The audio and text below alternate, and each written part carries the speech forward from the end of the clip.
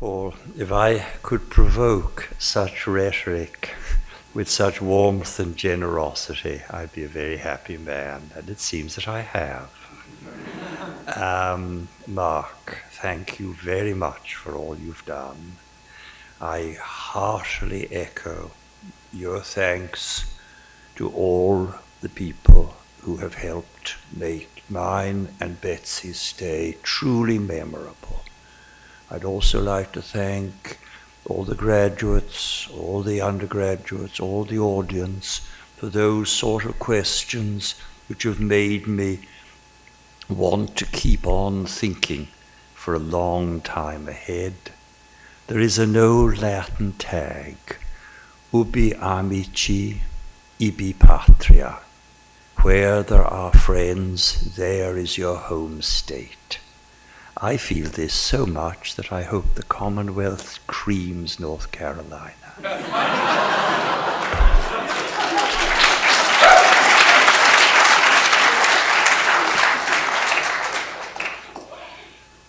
But as we saw in our last lecture, the monks of Syria and their contemporaries and doppelganger, the elect of the Manichees, represented in a peculiarly radical form the working out of one side of a bifurcation in the nature of religious giving, which can be traced back to the letters of St. Paul. They claimed that it was they who were the poor among the saints, the holy poor. It was they who should receive alms, for they had made themselves as free from labor as any wandering pauper, in order to spread the gospel, whether the gospel was that of Christ or that of the prophet Mani.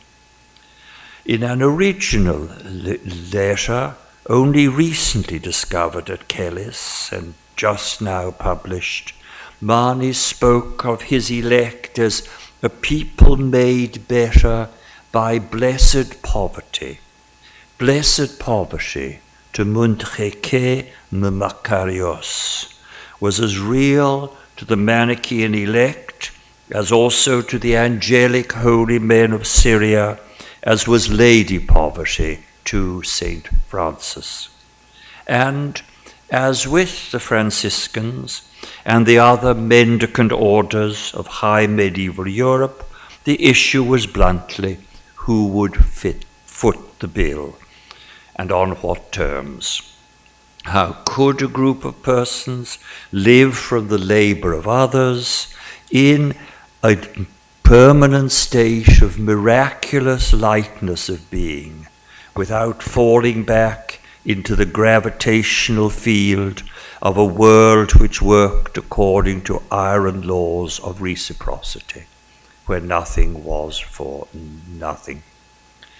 Both Manichees and Syrian holy men were well acquainted with the primal scene of giving invoked by Jesus in Matthew 10:42.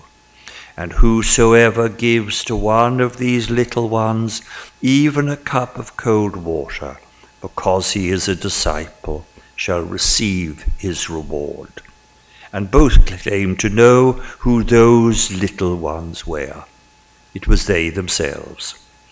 Both in Manichaeism and in many other forms of ascetic Christianity, the emphasis of Christ's sayings tipped decisively towards the last part of the verse.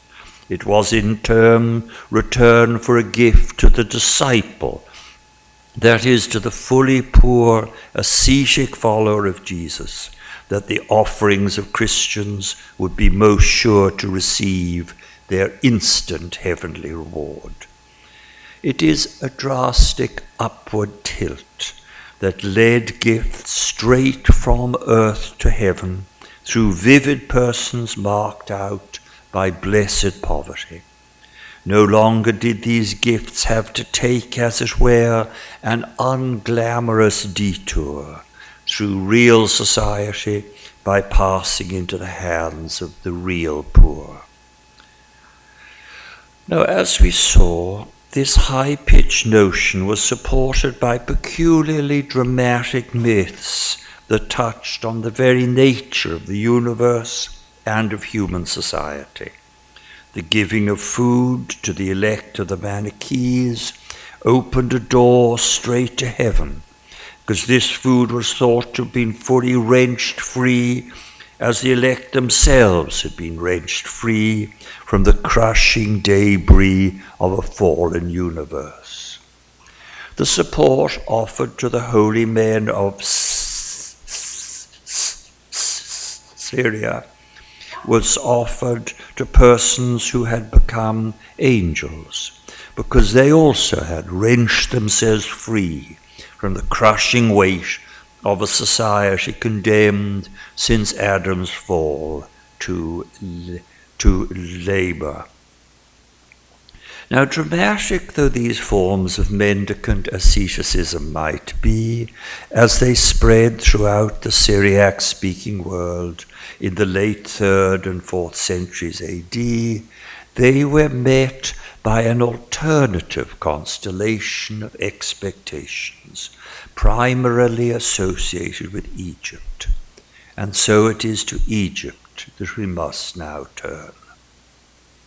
Now, Egypt lay at the extreme southwestern end of the Fertile Crescent. It was far from being a world locked into itself. At the end of the 3rd century, the entire length of the Nile Valley was more open to the religious ferment of the Fertile Crescent than at any other time in its long history. Manichaean missionaries quickly reached Alexandria. Manichees soon made their way up the valley of the Nile. As we saw in our last lecture, major Manichaean texts were found in 1930 in the Fayum, an oasis on the edge of the Nile Delta with close links to Alexandria. Now, it was in the Fayum in around 270, that is less than a decade before the death of Mani in 277, well over a generation before the crucial conversion of Constantine in 312, that Antony, a young man and a comfortable farmer, the owner of an estate of some 200 acres, decided to move out of his village. It was said that he'd been converted by hearing in church the crucial passage from the Gospel of St. Matthew, with which I opened this course of lectures. Just then it happened that the Gospel was being read, and he heard the Lord saying to the rich young man, "If you would be perfect, go, sell what you possess, give to the poor, and you will have treasure in heaven." Now, though hailed in all later ages as the father of all hermits, as the originator of Christian desert monasticism, Antony did not start from scratch. He grew up in a world where varied forms of Christian asceticism were already clearly in view. Faced by many choices, it's important to note that at the time of his renunciation, Antony was presented as having taken steps that were significantly different from the pattern established by his contemporaries, the holy wanderers of Syria and the missionaries of the Holy Church of the Manichees. Antony did not take to the open road. He took to the desert and just stayed there.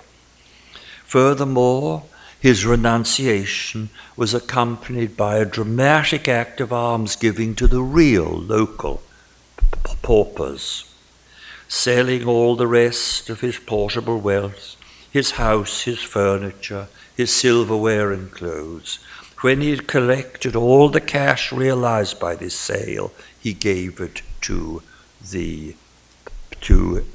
paupers.